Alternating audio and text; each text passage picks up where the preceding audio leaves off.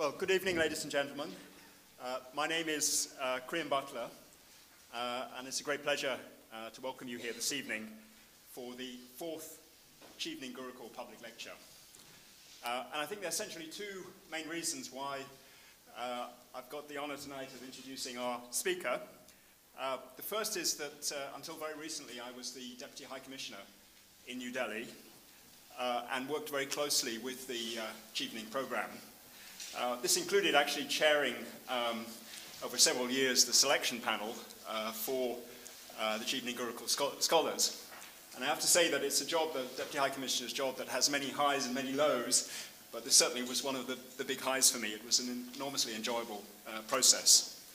The second factor is that I was lucky enough to spend 6 years in the LSE many years ago, and it's great to be back and see how the architecture has improved in the intervening years.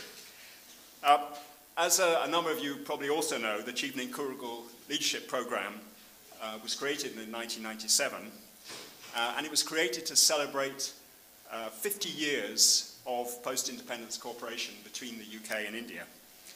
It's fully funded by the Foreign Office, and each year it gives between 12 and 16 scholarships to rising leaders from India to attend a program on leadership and globalisation. And this year, given the events which are due to take place in Copenhagen in a few weeks' time, it's a really critical time, I think, for people from any part of the year to be in London and to get us a feeling of many of the global issues that are shaping our world. The Chevening Gurukul students spend 3 months on a tailor-made course. And in fact, since its inception, it's being run in the LSE. And there is actually a tender underway to determine whether the LSE is going to continue running it. So I have to say, without prejudging that tender in any way, that the way the LSE has run the course has been an enormously important part of the programme's appeal. Now this year there are 4 women and 9 men who are in the 12th batch of the Chevening Gurukul programme, and they started their studies here in late September, and I believe they're all in the audience tonight. I don't know if they could all put up a hand so we can see where they are. Great, all in the front row, that's a good sign. There are also in India around 110 alumni of the programme who have set up a foundation, the Chevening Gurukul Foundation. And I have to say, my experience in India was that this is one of the strongest features of the Chevening programme. It gives a very strong identity, there's a lot of mutual support, and also I think it's helped to build the connection between those who've done the programme and the UK. And I'm absolutely confident in the years ahead that this is going to be a great asset in developing further relationship between the UK and India. Now, we're extremely fortunate tonight to have a speaker whose gifts as a communicator are matched by his depth and breadth of knowledge of the subject that he's going to address tonight. Edward Luce graduated in PPE in Oxford and then took a postgraduate degree in journalism in the City University, London. He joined the Financial Times in 1995 as a reporter in the Philippines, and in 1999 took a year off to work in Washington as a speechwriter for Larry Summers. Now I think that must generate, if nothing demonstrates intellectual stamina, I think that must be the thing that does.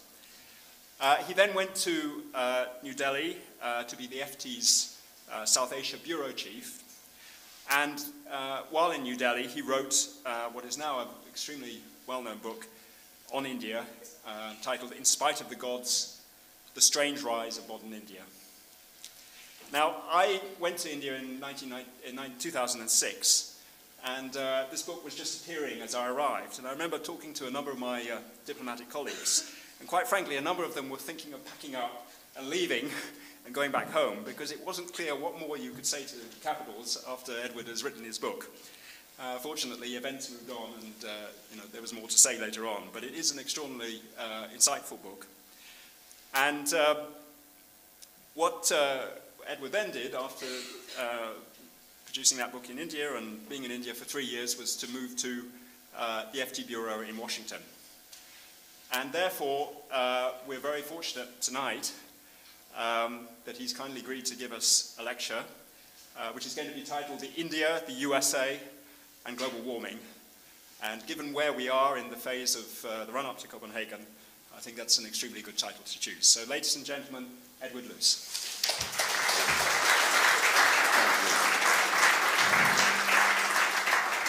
Thank you very much for that very kind introduction. I didn't expect to know any of the cheating students. I was delighted to see an old friend, an old face, Manvendra Singh, sitting there in the very nicely tailored Nehru suit in the front row. And very sorry to hear that you lost your seat in June. Manvendra was a member of Parliament. I have to say, though, and you won't thank me for it, I was delighted that your party lost. Creon, that was a very kind introduction. I'm going to talk about global warming, but I'm not going to get there immediately. Although I will start with a little anecdote, which you sitting in the front row will be very familiar with. A couple of weeks ago, in fact, 10 days ago, Jairam Ramesh, who's India's Minister of the Environment and probably the face of India in terms of climate change, sent a private letter to Manmohan Singh, the Prime Minister. And in that letter he said the relatively, to Western ears, unexceptional suggestion that India should consider aligning itself more with the G20, with the great powers of today, rather than the G77. And more importantly, that it should consider taking steps in its own national interest to mitigate its carbon emissions, which mitigate is diplomatic code for setting a national emissions reduction target, which of course is not India's official position at all. That letter was leaked to the Times of India, and one of the Chevening scholars here is from the Times of India, so you'll be very familiar with it. And in the subsequent uproar, not just from the communist left, not just from the BJP, but from members of Jairam's own Congress party, and from members of the civil service in Delhi, the subsequent condemnation of what Jairam said, that he was selling India's economic development down the river, that he was a lackey of the West, etc., etc. It was unsurprising that within 24 hours, Jairam had issued a statement clarifying what he meant, which was in fact that India should never, I repeat, never agree to set a national emissions reduction target for carbon. Now, he obviously needed to do this to save his job. It was absolutely necessary. Or in Indian English, it was doing the needful. Now, I mention this otherwise minor political storm because I've been asked by the organisers to talk about India and the US in the age of globalisation. And whilst that's a very worthy and interesting and important set of topics you've thrown at me, I think globalisation can mean what you want it to mean. And India and the US are such vast, complex, and infuriatingly obtuse democracies that I felt it was important to narrow the topic down a little bit. And so I've chosen this particular topic, India and the US in the age of global warming, because I think we need to challenge some of our assumptions about what the rise of India means for the rest of the world and for the US in particular. Over the last few years since I moved back to Washington, D.C. from India, I've been asked many times by American audiences in Washington and around the country to talk about India and to talk about what India's rise means in an increasingly multipolar world, what it means for America's position in that world. And the assumption underlying these invitations is that a rising India, from a US perspective, is a rising ally, essentially, for the United States. And indeed, India and the US have taken, in recent years, to describing themselves as natural allies. But the word ally can mean different things in the same language, depending on which place you're in. I'll never forget, as a Financial Times correspondent in the United States, you are divided by a common language the whole time, and we have to be extremely careful to watch out for anglicisms that can be misinterpreted by Americans. The most famous example from an FT point of view is a headline we had in America in our US edition, Blair beats off opposition, which to a British audience means he took on the Tories and he won. But to an American audience meant he was getting on unusually well with the Conservatives. So you have to be careful. You have to be careful with words. And the word ally, to American ears, conjures up images of Britain, I think, first and foremost, as an archetypal kind of ally. A henchman, if you like, a global henchman that will follow you down whatever foxhole you're going down, that will largely echo, sometimes challenge or reinforce or modify, but increasingly just echo your stance vis-à-vis the rest of the world. In India, the word ally means something quite different. And of course, the US and India are not allies in any formal sense. There is no treaty of friendship. There are no mutual defense pacts. But this word, natural ally, is used very frequently. And I think in India it's taken to mean something very different. It's taken to mean that where you have interests in common, which India and the US obviously do, you cooperate and work together and deepen.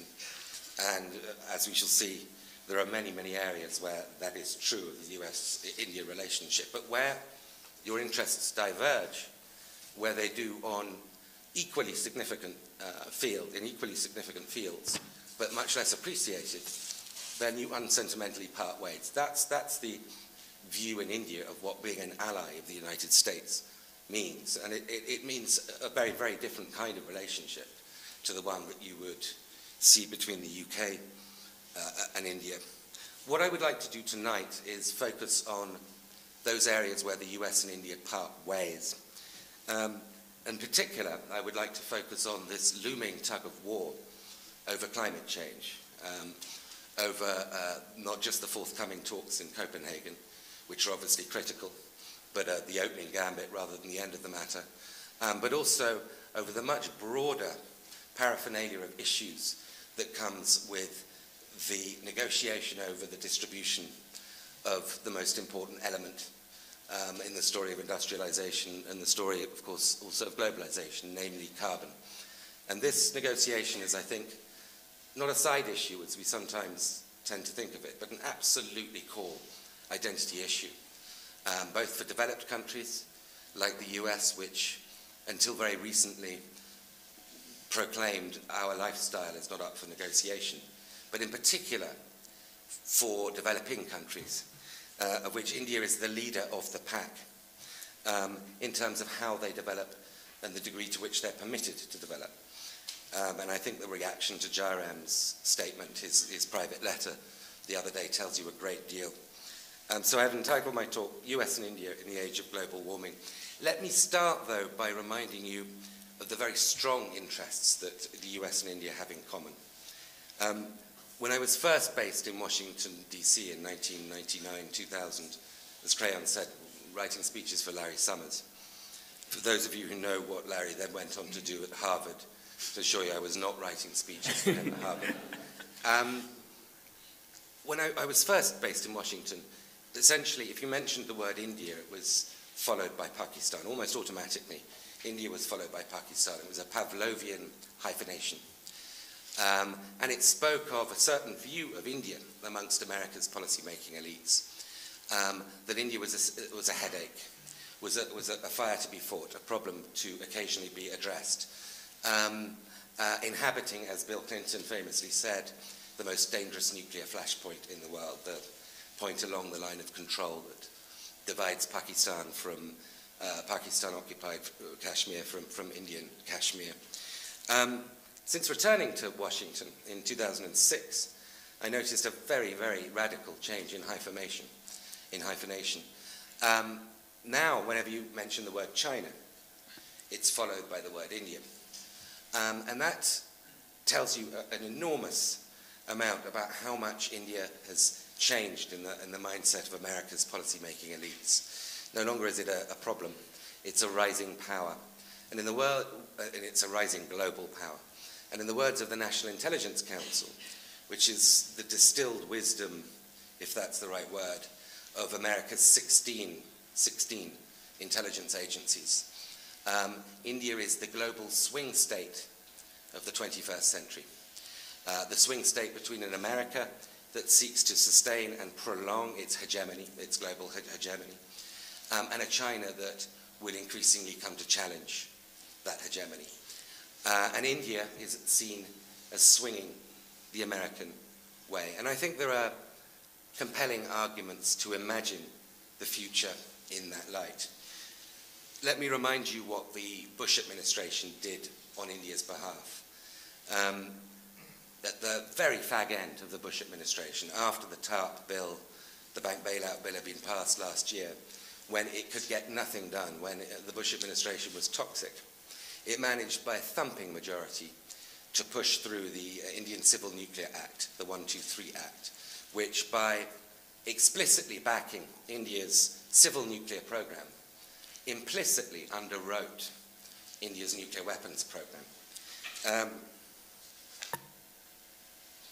Now that program was, most of you will recall, brought to light and declared to the world 11 years ago in May 1998, when India tested 5 nuclear weapons under the Thar Desert, in fact under your constituency, I think, in Rajasthan. And some of you also might recall that George Fernandez, the then defense minister, pronounced immediately that these tests on India's nuclear deterrent were aimed at China, not Pakistan, which is seen as a nuclear subsidiary, I think rightly, as a nuclear subsidiary of China, but aimed at China. He was forced subsequently to dilute and water down his remarks, but the cat was out of the bag. It's fairly obvious what the nuclear deterrent, the Indian nuclear deterrent, is for. And it's only in that context that you can understand why the Bush administration bent over backwards to accommodate India's desire to be recognized as the 6th unofficial member of the Nuclear Non-Proliferation Club, the nuclear armed states. Why the Bush administration would have chosen to drive a coach and horses through the Nuclear Non-Proliferation Treaty, the cornerstone of America's, then and now, of America's strategy for dealing with the spread of weapons of mass destruction. As Iran will tell you, it remains the cornerstone, was shredded on India's behalf. And I think the only way of explaining why the Bush administration would have gone to those lengths, and why the Obama administration, perhaps reluctantly, is inheriting and upholding that act, is because of fear of a rising China, and a view of India as the only possible, given its size, the only possible future counterbalance to a rising China. No other country, Japan or any that you can think of, could fit that role. And it's true, although never mentioned in formal dispatches, that both India and the United States are deeply wary, have a deep sense of foreboding about China's rise in the decades ahead. And much of that mutual anxiety that Washington and New Delhi share about China is about China's growing military reach, not just the range of its nuclear-capable missiles, but in particular the range, the projection of Chinese naval force beyond China's immediate coastal line, the traditional naval reach of China, right into the Indian Ocean, right into India's backyard, and not just into India's backyard, but up around its neck, as the phrase goes, the string of pearls, the so-called string of pearls, of Chinese naval ports that are being built in all of India's neighboring countries. In Gwadar, in Pakistan, a Chinese naval port is nearing completion that can host permanent Chinese naval presence. It's a Pakistani port built by the Chinese for the Chinese. Chittagong in Bangladesh can host Chinese naval visits, and the Chinese have been upgrading that port. 2 Chinese naval receptive ports in Myanmar, deepening ties with the Sri Lankan military, very close ties with the now Republican Maoist-led government in Nepal, all of which is seen with some reason from India as a strategy of encirclement, of Chinese encirclement. Now, this string of pearls, as it is known, 2 decades ago, would have prompted, I think, a very different reaction from India. But as the hyphenation change might tell you, India has also changed its diplomatic posture towards the world. Whereas once India saw filtered its diplomatic stance towards the world through the moral non-alignment, its leadership of the non-aligned movement during the Cold War. Now India has a very much more hard-headed and pragmatic approach to diplomacy. That stance, the moral non-aligned stance, was really a carryover from the great moral kudos India had rightly won in its freedom struggle against the British. But now India sees the world through a much more pragmatic, national interest-based and regional security-based lens. In the words of one Indian strategic thinker, Raja Mohan, this change in India's diplomatic stance could be described as changing from using the power of argument, which India did at very verbose length, often on the floor of the UN General Assembly, substituting the power of argument for the argument of power. Whereas once India wanted to change the world, now India wants to be on the board of directors. And that has informed how India has responded to this Chinese strategy of this string of pearls, this so-called encirclement. The regular and increasingly large military exercises that the US and India undertake in the Bay of Bengal and elsewhere around the Indian Ocean, the joint anti-piracy patrols that India and US naval vessels conduct from the coast of Somalia right through the Straits of Hormuz, right up to the Straits of Malacca, a vast area. These are little noticed in the United States, very little noticed, but are heavily noticed in India, and in particular in China. The Chinese were extremely miffed 2 years ago when the largest such operation involving aircraft carriers, fighter jets, combat helicopters in the Bay of Bengal, just near Calcutta, China wasn't invited to participate in these war games. Australia was invited, Japan was invited, Singapore was invited. And India, in turn, is responding by having its own sort of mini diplomatic encirclement of China. Indian relations with Vietnam have never been so good. Indian relations with Japan have never been so good. Indian relations with South Korea have never been so good. India is doing exactly the same on a much less dramatic and less militarized scale, but nevertheless on a very pragmatic and pointed way of befriending China's neuralgic neighbors, who are as neuralgic towards China as India's smaller neighbors are towards India. None of which is to suggest that conflict between China and India is inevitable, but it isn't inconceivable. So the US and India share many, many interests, central one of which is a mutual wariness over the rise of China. But to acknowledge this fact, and it is a central fact of their relations, and I think it's going to be an increasingly central fact of the 21st century, how we respond to the rise of China. But to acknowledge that India and the US have this in common shouldn't cause us to overlook where they collide and sometimes directly clash. You'll be familiar with some of the examples. The Doha round of global trade talks, which have been in suspension for 18 months now and are likely to be in suspension for another 18 months, are in suspension principally, if you boil it down, because of deep disputes between India and the United States. There are others involved, but the core players are these two. I can imagine, and we can to some extent see, a huge clash of interests if India goes ahead at some point in the future and builds a pipeline from Iran to India. Iran's liquefied natural gas supplies would provide a third of India's energy needs in 2030. when India's energy consumption would have doubled from where it is now. That, obviously, given America's stance towards Iran and its hopes of enforcing this, ironically, nuclear non-proliferation treaty, would not stoke comity between the US and India. And more immediately, there's a great Indian wariness over the Obama administration's increasingly close ties with the Pakistan civilian government and with the Pakistan military as it builds up and prepares for this 20 to 30 to 40,000 US troop surge that Obama will expect to announce in the next 5 or 6 days. India has seen before, in its own terms, its US short-term involvement with the Pakistan military that it believes have led to dire, broader and longer-term consequences that have damaged India.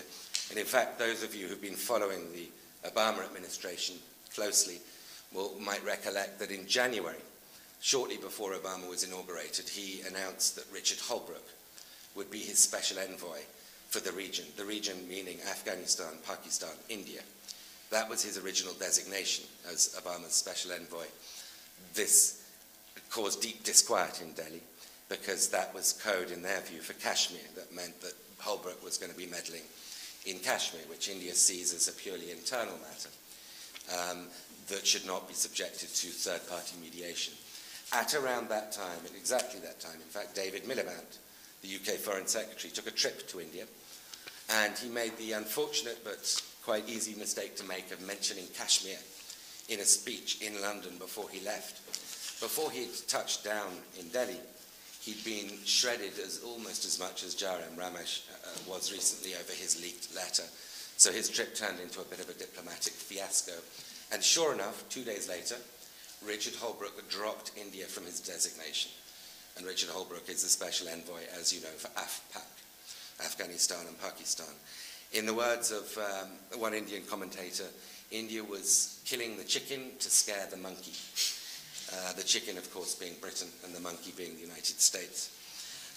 So these are just a few reasons why it would be quite wrong to see India as an emerging, massive global lieutenant, sorry, I've lived in America for too long, lieutenant for the United States. It's the wrong way of viewing India's rise.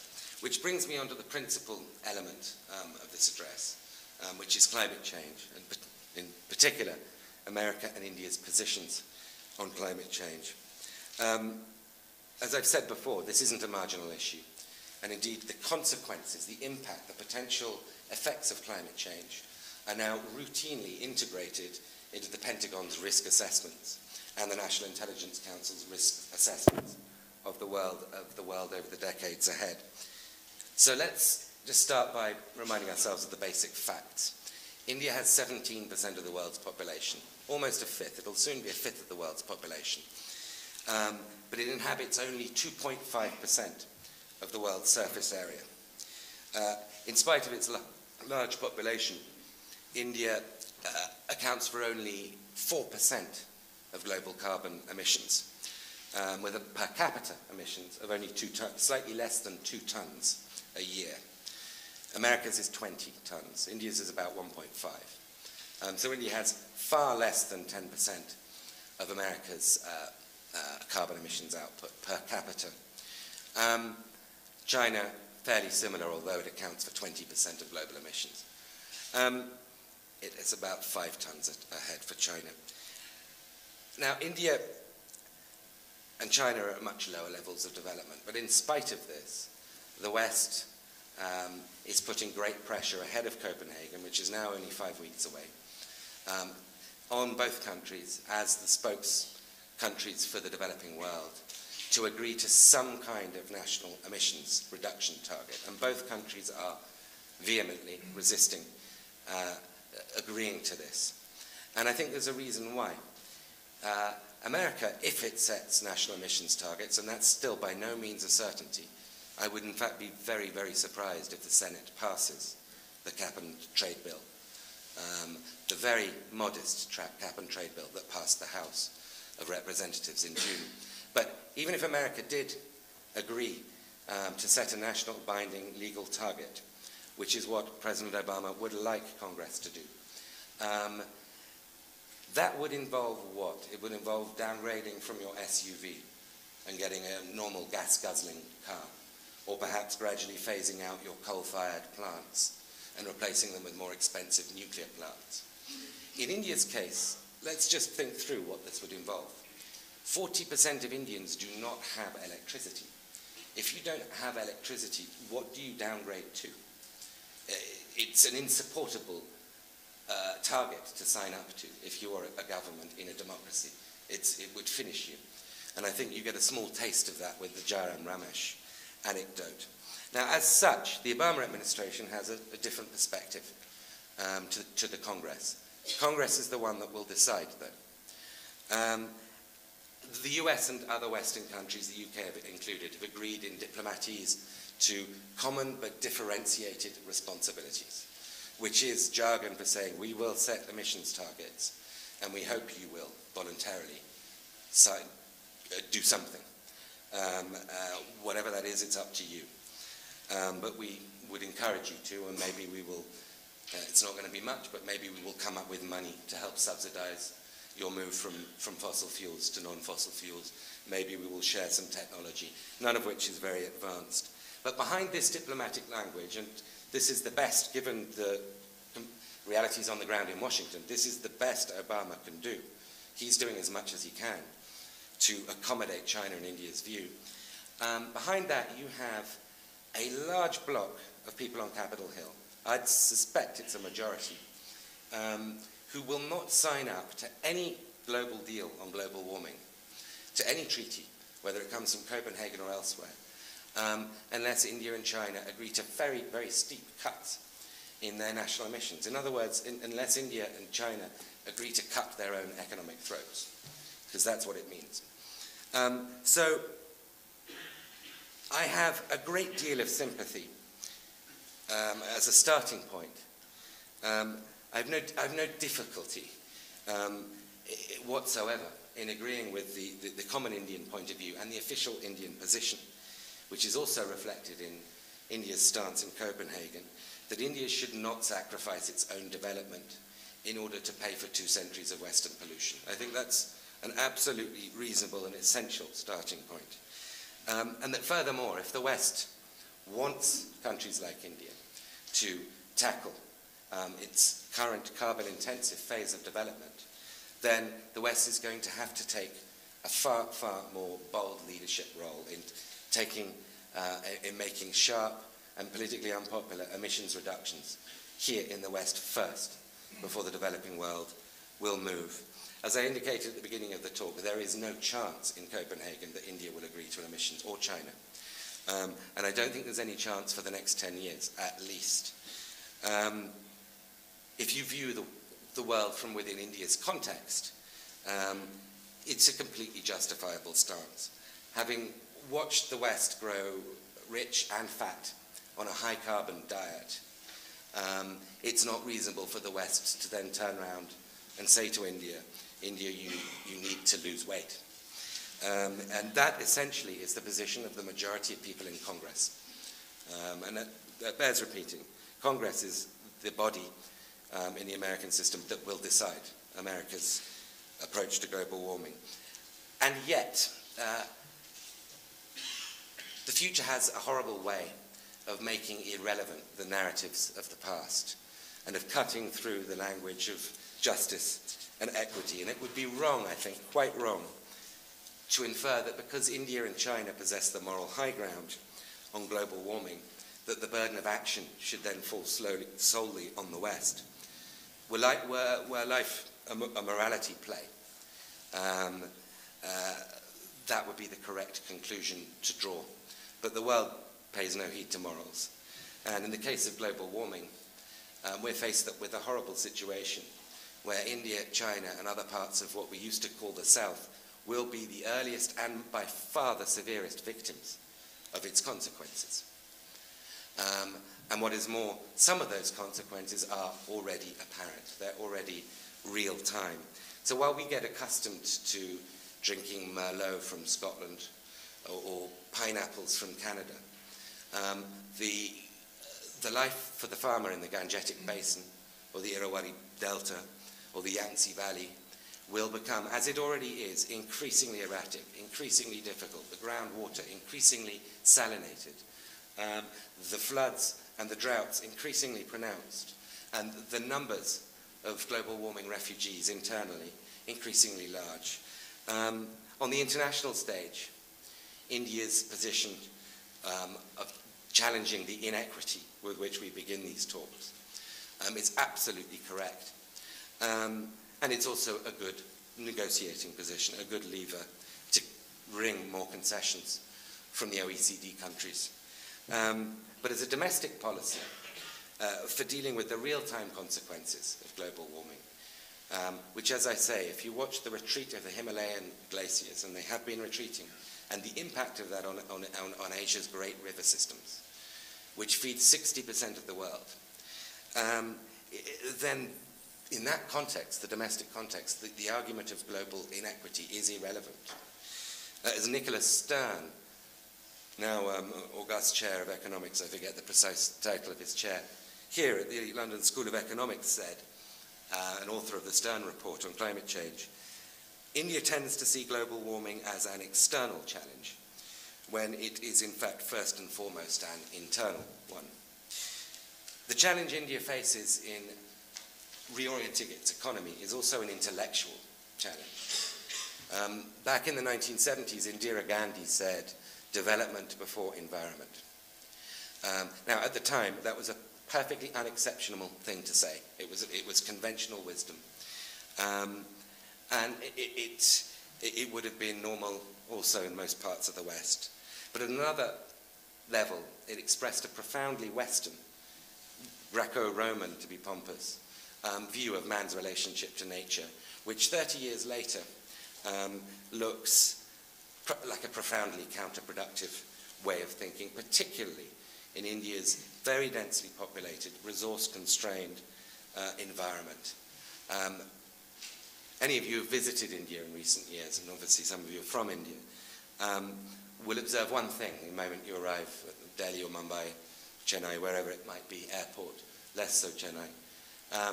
And that is, as you drive into town at an average speed of 5-7 miles an hour, all around you, you will see the spaghetti sort of entanglement of flyovers and underpasses and new side roads under construction or completing construction or being renovated.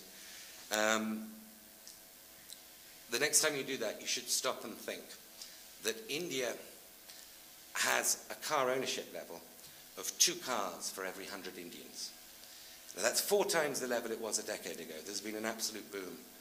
It's quadrupled the number of cars it possesses. America has 85 cars per 100 people.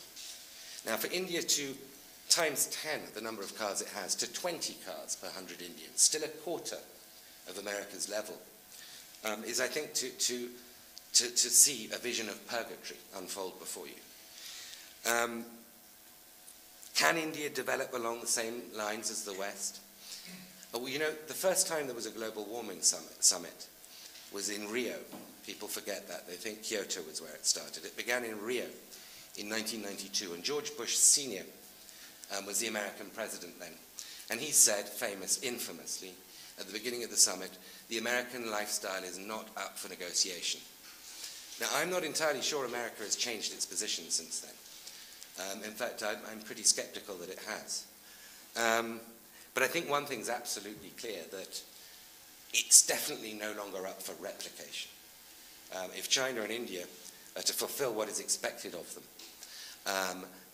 their rise to a weighting in the global power system and the global economy befitting of their population, befitting of their civilization and sophistication, then it cannot be by aspiring to an American lifestyle. It's unachievable, regardless of whether it's desirable or not. Let's also just very briefly look at India's water situation. With almost 1/5 of the world's population, India has 3.5% of the world's fresh water resources. And that number is going in the wrong direction. Because of populist tendencies in India's democracy. Roughly a quarter of Indian electricity is given away for free to farmers. And state governments that propose charging for farmers generally lose. I mean, parties at the state level, where most of the action is in India, generally lose if they propose levying a price for electricity. Now, when something's free, you overuse it. It's an inevitable law of economics. And water gets overused. And so the groundwater table in most parts of India is plummeting. It's getting more and more difficult to suck water up from the ground. And only the rich farmers who can afford electricity connections and can afford the pumps, the electric pumps that you power through electricity to get the water out, only the poor farmers are able to reach down to this water. Or take India's agricultural policies, which are highly water intensive, and massive state subsidies are lavished on 3 crops in particular: rice, wheat, and sugarcane. Water-greedy crops. I think you can go on fuel subsidies, again, through underpricing fuel. Indians overuse it. The point is that even if global warming didn't exist, even if this was one giant hoax, even if none of this turned out to be true, India would need to do the kinds of things it ought to do as if global warming did exist. It makes no difference. It has a water crisis. It has a power crisis. It has an infrastructure crisis. It has a congestion crisis. It has a carbon crisis, because it has to be imported, which is a foreign exchange crisis, potentially, again, down the line. All of the things India would need to do were global warming real, it needs to do anyway. I can do no better at this nearly concluding point to quote Nandan Nilekani, the former chief executive of Infosys, who's now got, I think, the most difficult job in the world. He was appointed recently by Manmohan Singh as to create a national identity card for 1.2 billion Indians, and I wish him a lot of luck. And his recent book, which I'd recommend to any of you who are interested in this subject.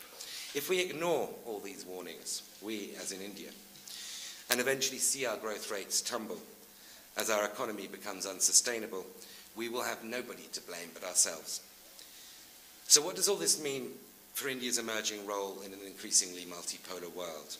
And what specifically does it mean for India's relations with the United States, the existing hegemon and the swing state of the 21st century? First, something that by now should be very obvious, that India is a pivotal global player. It's not an emerging fact, it is a fact. And the climate change situation, I think, crystallizes that very clearly. What India does, along with China in Copenhagen or later, because I think it'll all be later, nothing's going to happen in Copenhagen, will be absolutely decisive for how the world tackles or does not tackle climate change. Second, and perhaps even more importantly, if India is to fulfill this destiny of becoming a really important global power in areas other than climate change or trade, then it's going to need to ensure that it is on a sustainable economic development path. India should never again be required, as it has been of colonialists and Western romantics, to transcend materialism. But it's going to have to transcend carbon. And I think that's a central fact of India's economic future, is how it approaches carbon. Third, and perhaps most importantly, in the context of this lecture, is that we should not measure India's rise as a net gain for the West in a zero-sum game of global power. And I think we tend to do that, particularly in the United States. That seems to be the assumption.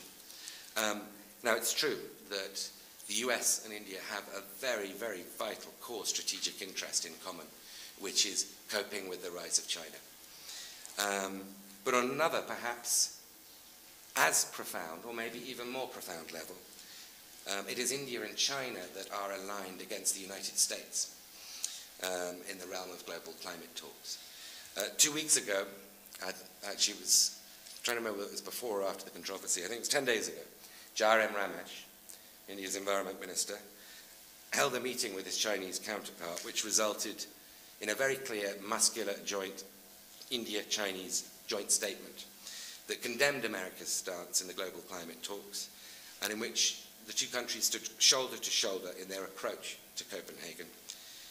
Now, in a US-centric world, in a US-centric view of the world, India is still basically with the United States, except on a couple of side issues, climate and trade. But if you're a developing country, climate and trade are life and death issues. And so if you look, as I would advise you to do, at India's rise in a non-US-centric way, then you can see a very different kind of influence emerging from India's rise than you might expect, that might radically run against American interests, as well as shoring up American interests in other areas. So if I'm required, as I think people giving lectures are usually required to come up with a concluding line, I've struggled to do this. I'm really throwing these issues out rather than attempting to predict where they're all going to end up. But if I'm required to do so, I would say that the rise of India, I think, epitomizes, as well as the behavior and rise or decline of any other country, that the rise of India epitomizes the fact that we should no longer look at the world as being divided into permanent camps. It's a very outmoded way of looking at this increasingly multipolar world. We live in a shifting and multipolar environment, and how India impacts on it, for good or for ill, is very, very consequential. So that rather sort of half-conclusive point, perhaps we can have, if anybody has questions, we can move to questions.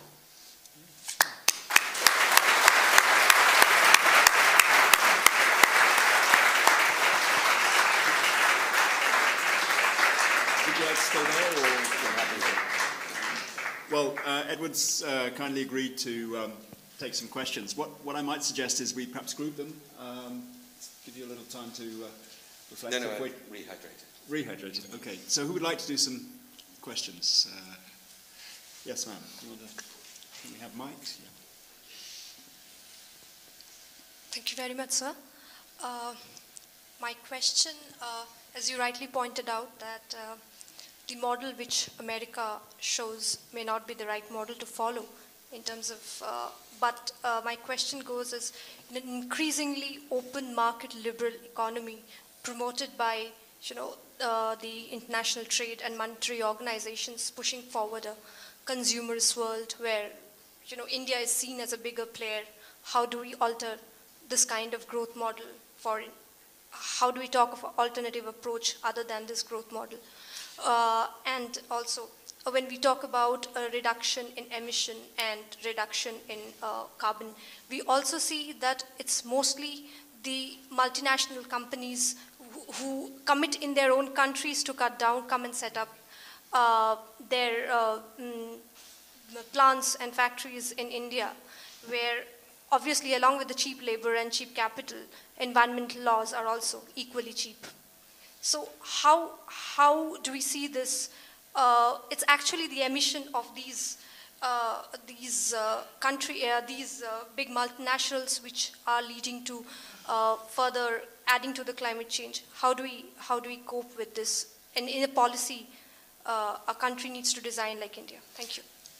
I think it's a very good question. I would dispute the premise, though. I think the clear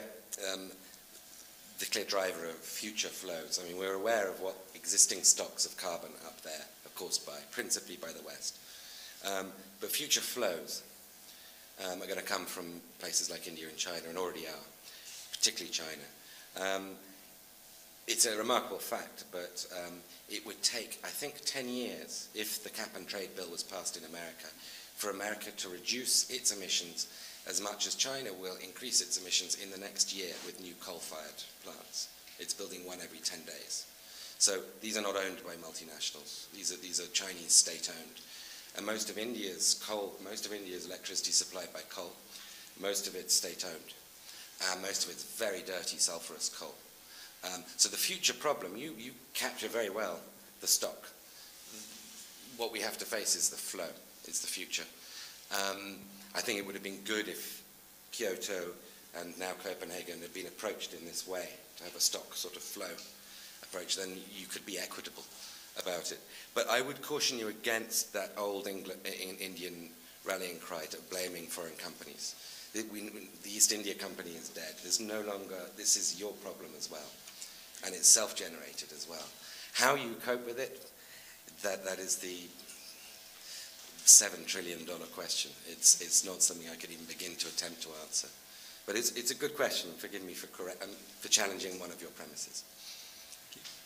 Some more questions. Yes, sir, over there.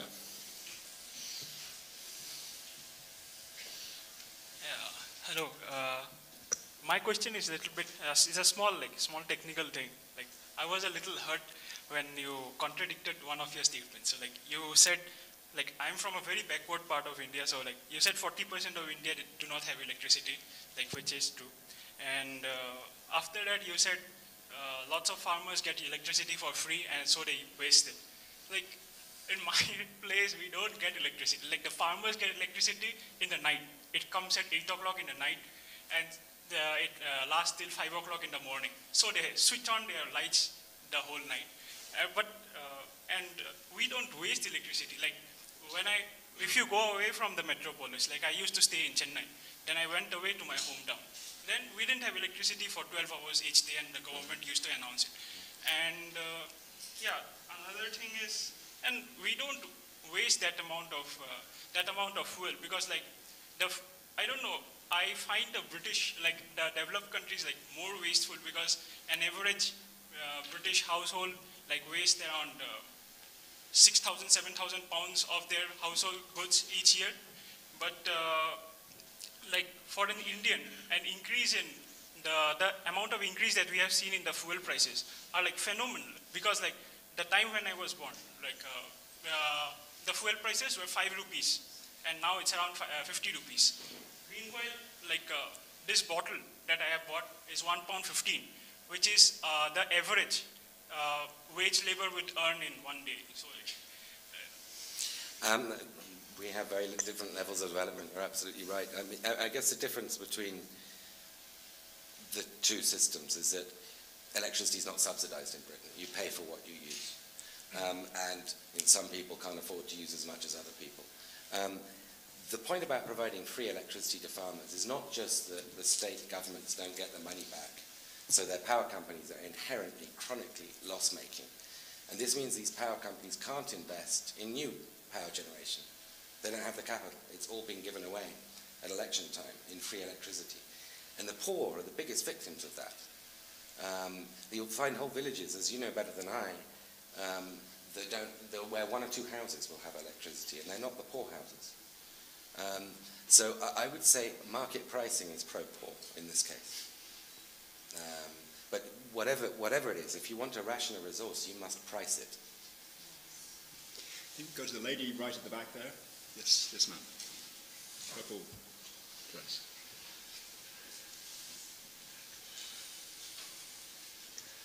This is a very personal observation about India. I'm from India and I go to college in the United States. I'm spending a year at LSE. And this is a very personal observation, but I haven't been able to find much in public discourse about this. And so what I believe is that India's problem with global warming is much easier to deal with, because all the problems that you talk about, for example, things like the booming number of cars in India, you can deal with that by improving the public transport system, for example. Yeah. Or a lot of times with emissions from factories, you could possibly just adopt cleaner technology from countries like the United States, which would significantly reduce the amount of emissions that we have right now. Whereas in the US, I think the lifestyle is just so extravagant that is the root cause of the problem. And also, I think it's one thing for the intellectual elite of the country to come up with concepts like, oh, we need to reduce emissions, but another thing altogether for the average American to adopt them and be willing to change that lifestyle. And therefore, I think that personally, as an Indian, I'm extremely resentful of the US stand, because there is nothing in public discourse which talks about how the US would be able to deal with their populace responding to the need to sort of combat global warming. So I just want to know what you think about it. I fully agree with you. I fully agree. And if you look at the Waxman Markey bill, the bill that was passed in the House of Representatives, it imposes, through cap and trade, an average cost per year on American electricity consumers, an average increase of $173, which is less than the price of a postage stamp a day. Outrage, the uproar against that new cost in a recession, has basically caused the Senate to freeze any passage of this bill. This is considered an unacceptably high price. To which the answer is, relative to what? I mean, if you believe the science of global warming, if you believe what your countryman, Rajendra Pachauri, the chairman of the UN panel on climate change, says, global emissions must peak in 2015. And if they don't peak in 2015, we will go beyond the 2 degrees centigrade temperature rise, beyond which is catastrophic. It's manageable up to 2 degrees centigrade. It is catastrophic beyond that. There is an air of total unreality in the American debate, which some people say is because there was a recession, but Bush had 8 years of boom, and there was no discussion of this. There was Al Gore and the inconvenient truth on the sidelines, but there was no discussion. And I think it's quite striking to me how many, and it's part of the American mindset, how many people see the solution to be some magical technological breakthrough, rather than any change in the way Americans behave. America needs to re-urbanize, essentially. There's no reconsideration of its mortgage subsidy. The mortgage subsidy gets bigger the bigger the house, which sponsors the whole massive accretion of exurbia, covering every square inch. I agree with you. It's still an unrealistic debate, and you hear, just as a final point, you hear horrible suggestions, but nevertheless probably realistic assessments of what it would take to change the American mindset, that you would need Katrina times 5. You'd need a shock to the system. Nobody wants that, but right now it's business as usual. And even people who say they believe the science act as if they don't. I think there was we've got a gentleman right at the front here. He was waiting, yes.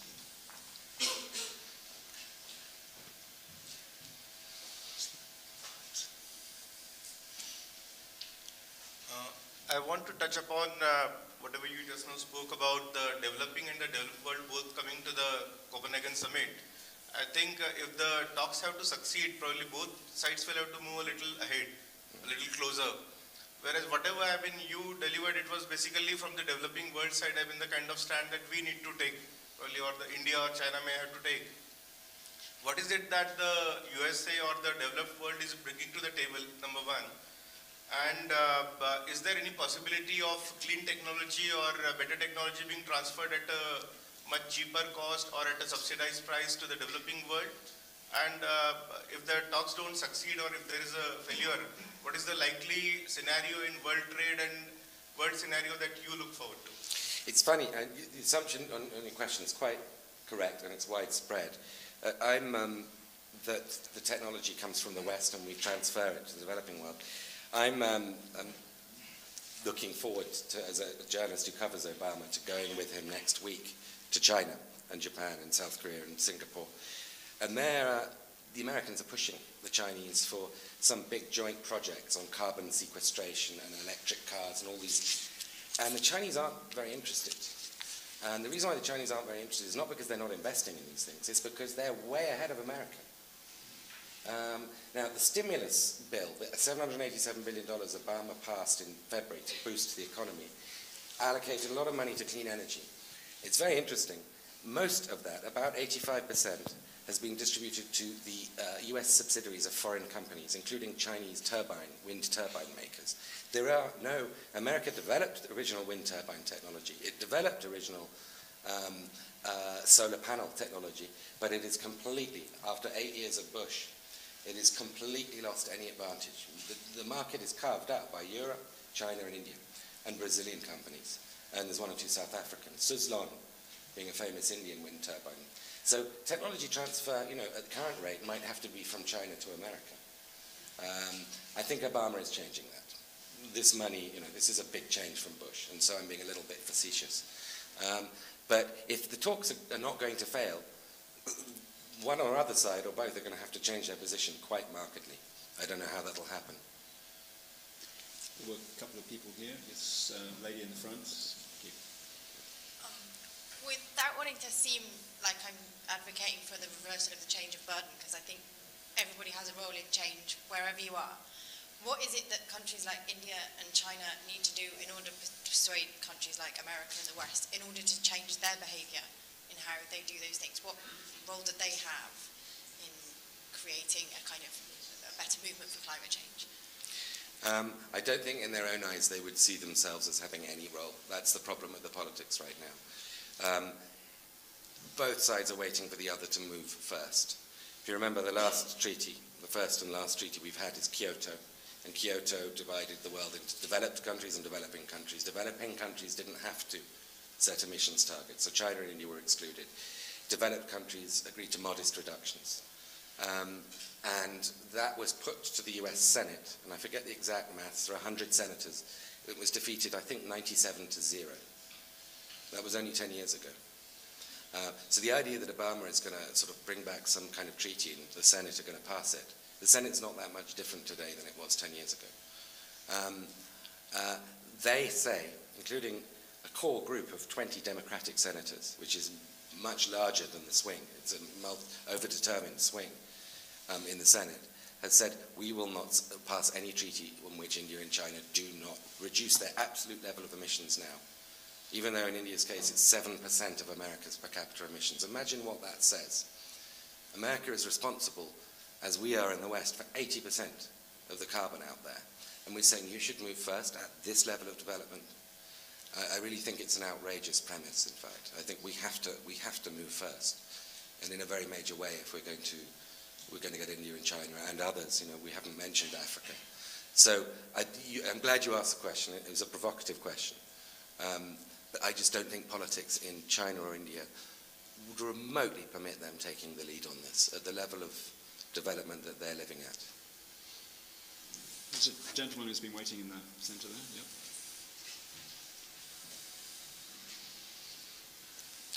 I come from the southern state of Kerala in India, and my question is something related to the question the lady over there just raised before, as well as the points you made on the crisis, water crisis India is facing. For half of a decade, there was a strike going on in my state against a Coca-Cola plant, which was utilizing the groundwater, which was exploiting the groundwater resources, and the people around the nearby villages were not even able to have fresh water for their daily uses.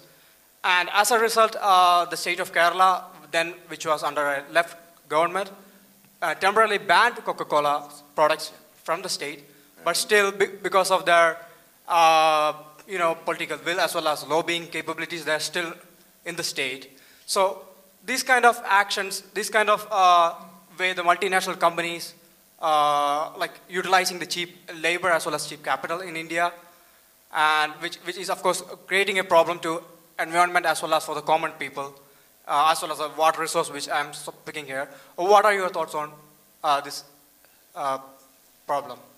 The best scenario is to get a lot of investment, but to regulate it properly. I mean, if you have Union Carbide, and Union Carbide kills 14,000 people, and the Indian government has not been regulating it properly and not holding it to account, both sides are to blame. Union Carbide is a very extreme example to bring up. Coca-Cola, a more mainstream one. But there is no doubt about it that countries that attract a lot of investment attract higher paying jobs than domestic jobs. And they attract technology transfer, which is an absolute key to development. So I think the answer is to regulate it better. There are a lot of very good multinational and bilateral investments in India that have had, great job creating and income boosting impacts. Think of Chennai. Think of the French glass making companies. Think of Nokia.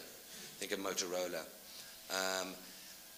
Coca-Cola, I'm fully with you. I mean, I'm aware of the struggle that you mentioned. But the answer is not just to sort of sit there and say it's just multinationals. It's to regulate them. It's to have regulators who are not corrupt. This gentleman right at the back. Sorry.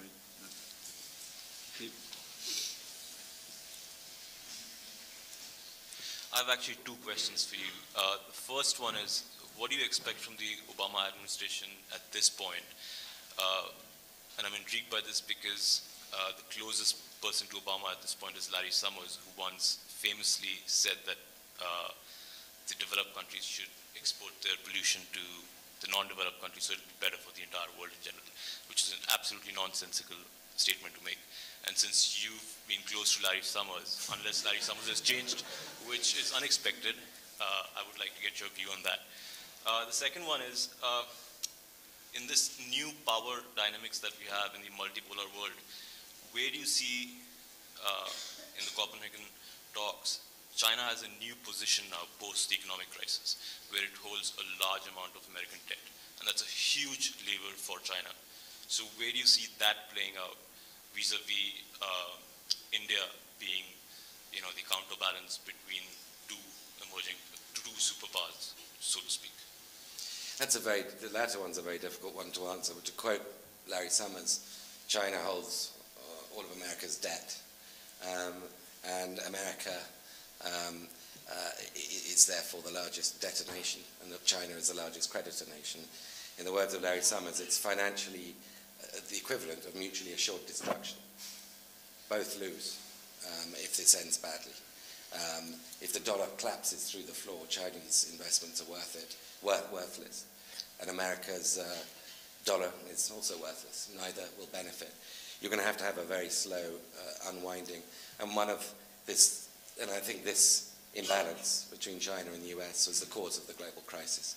There were more proximate causes like bad regulation, sponsorship of Wall Street, etc., but without the very, very easy money that America was getting, and therefore the very low interest rates it was getting, because China's pouring all of its export earnings into treasuries. It's buying so many dollars that interest rates just, that was the precondition without which a crisis wouldn't have happened. So the question you ask is the central one to the health of the world economy. And it's bizarre, there's something wrong with the world economy when a developing country is its leading creditor, and the most developed country is its leading debtor. It really should be. Textbooks tell you the other way around. India, is less developed than China. It has trade surpluses, and I think it's got foreign exchange reserves of $300-400 billion now. And when I moved to India, it was, I think, $25 billion, not that long ago. It's a massive increase. But it's not China's $2 trillion surplus. So India, is as yet not, it's in the top 3 or 4 or 5 in most other issues. You look around globally, climate change, containing weapons of mass destruction, combating terrorism, unraveling the whole AFPAC situation. But on financial sector reform and global imbalances, India's not really a huge voice yet. All right, have a gentleman here at the front. I thought your talk about China and India and the balance there was particularly fascinating, and I hadn't really thought of it that way at all. The string of pearls, how much is that related to China, partly to get away from dependence on US securities, but buying up resources, Africa, Australia, but particularly Africa, how much is that a strategic protection of its route of supply? And also, if there is this kind of encirclement going on, finding India's got a nuclear response, but it doesn't seem to be doing very much to counter that projection of power. And also the resource grab, which China is doing. I became quite alarmed recently. I don't know, you would certainly have been following the row between China and India over Manmohan Singh's visit to Arunachal Pradesh, the Himalayan border state that China claims all or part of. And China kicked up a huge fuss because the Prime Minister of India was visiting an Indian state and calling it an incendiary and provocative step. And so somebody forwarded me an editorial in the China People's Daily that came out 2 weeks ago. And then there was another follow-up one in the China Daily, which is the English language version. So this was the translated editorial. This was the kind of language you saw in the build-up to the 1962 war over parts of Arunachal Pradesh. Now, in the next few weeks, India has agreed to permit the Dalai Lama to visit Arunachal Pradesh. So this is, again, we're very, very, Western-centric. This has not been covered in the Western newspapers. But it's absolutely really important, a hugely neuralgic issue between two nuclear-armed powers who have fought a war over this precise territory before. And China considers the permission that Man Mo-sing has given to the Dalai Lama to visit this disputed territory to be doubly incendiary. So there's all sorts of Chinese investments going around the region that also double up, and in fact are in the first instance about Chinese merchant ships getting better access to raw materials, which they then export. For example, the port in Gwadar in Pakistan is the main port for Balochistan, and China has a lot of mining operations there, and gas operations. China's also coming into Pakistan, fortifying that very high-level Himalayan Karakoram highway from China into Pakistan, and building a vast inland port and a railway line that will eventually link Gwadar, right in Pakistan's west on the Arabian Sea, to the Himalayas. This is an extraordinary level of investment. And if you consider at the same time that Pakistan's nuclear technology and capability is basically Chinese, then I can understand India's neuralgia. But just one sort of final rider to that. The Chinese and the Indians continue to misinterpret each other in ways they have been doing so for decades. And one of the things that People's Daily commentary said was that the Indian media have been attacking China, which they have been. The Indian media is very excitable, florid, and quite like the British media. But the assumption in China is this is all officially state-sanctioned, and it's not. It really isn't. It's just the media. So these are two giant ships that continue to pass in the night. But there's a lot of friction between them. It really is worth watching. And it's potentially quite worrying. I think we have time for perhaps two more questions from the audience, and then I'm going to abuse my position and ask the last question. But the lady in the centre, and then the gentleman right at the back. So the lady with the purple scarf in the centre.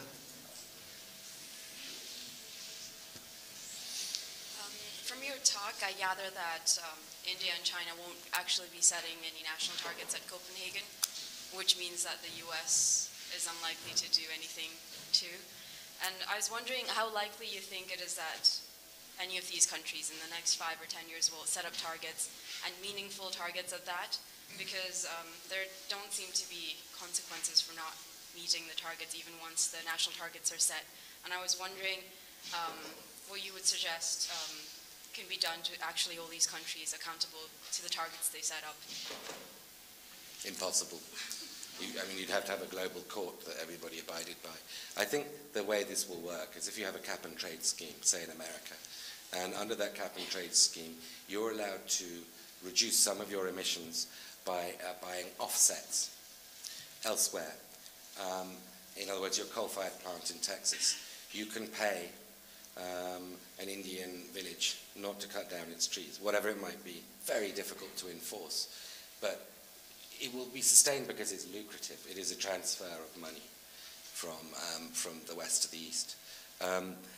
Getting the old phrase Ronald Reagan used about nuclear arms reduction talks is trust but verify. Is you need systems of verification on the ground in India that are not just Indian, for example. You're going to need a whole new emerging global sort of infrastructure to make this work. Which is why I think cap and trade's a really, really bad idea, and we should just be imposing carbon taxes, much simpler. I think there's a gentleman with a black and white scarf right at the back.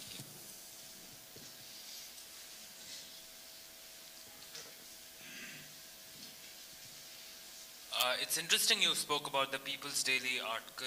There was actually one article 2 months back where a Chinese strategic analyst wrote a piece on advocating dismemberment of India into various parts. And considering the fact that a lot of the articles that stem out of China have official sanction, are we to infer something from that? And on the second hand, what role can the United States play, considering the fact that it's got interests in both China and India? And how can India express its concerns, and how can the US allay India's concerns in return on this particular issue? How can the US allay India's concerns? It's difficult for the US to do much. It's It's not as powerful as it once was, and it's not as powerful as it thinks it is. And particularly when it comes to relations between China and India. The US might be able to just, or maybe not, sway events in Afghanistan and Pakistan, but China and India, it's just not that powerful anymore. Well, as I said, I wanted to ask a final question, which actually picks up on a point you've referred to many times, which is essentially the strong moral argument behind per capita emissions as essentially a sort of framework for climate change. And it's certainly true that I think many people, even if in the sort of the heat of negotiation, they will say, well, we can't do that now, will ultimately say, yes, this is where we're going to have to end up. And yet, if you look at population projections, I think India is currently 1.1 billion people, and I think the stabilization will probably come around 1.5 billion in 2050, something of that order. And there's therefore a question that I think some have asked, which have said, looking forward, to what extent does India have responsibility for that further increase in population? Is that something that should be treated in the same way in a per capita sense, or is there some sense in which that is, it's a controversial question, but to some extent that's partly a responsibility for India? And I mean, I don't know the answer, but I'd be very interested in your view on that. I think the population question is a red herring. And I'll never forget Maneka Gandhi, who was India's environment minister in Rio in 1992, being asked by an American TV journalist why India should, whether India should reduce its population because that's going to increase climate change. And she said then, figures were even more stark, she said, we have 3% the level per capita of America's carbon output, you should reduce your population. And I have to say I agree entirely. This is not a Malthusian problem. Okay. Well, I'd like to thank Edward for a fantastic speech and also for answering all our questions. So thank you very much.